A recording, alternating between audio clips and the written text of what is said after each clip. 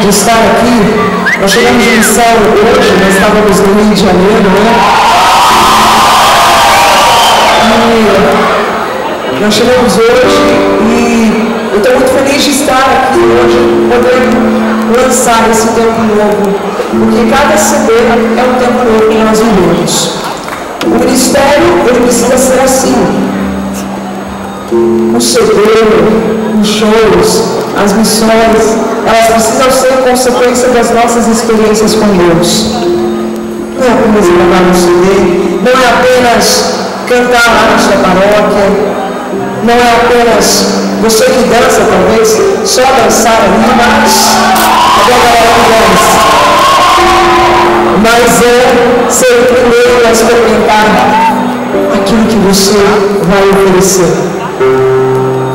O bom músico, o bom dançarino, o bom, sobretudo, missionário, é aquele que leva o prato que ele já experimentou. Ele vai falar com muito mais propriedade. O nosso ministério precisa ser uma experiência do amor de Deus.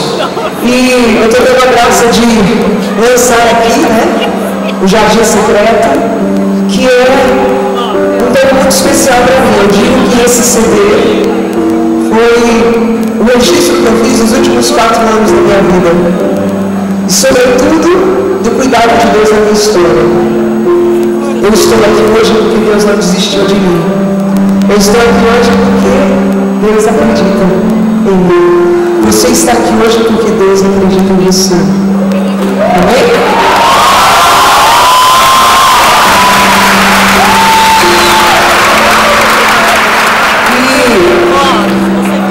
Sou compositora e isso é uma coisa muito bem resolvida dentro de mim. Mas de vez em quando saem algumas músicas, né? E para esse CD novo eu fiz uma canção que se chama Só a Tua Graça.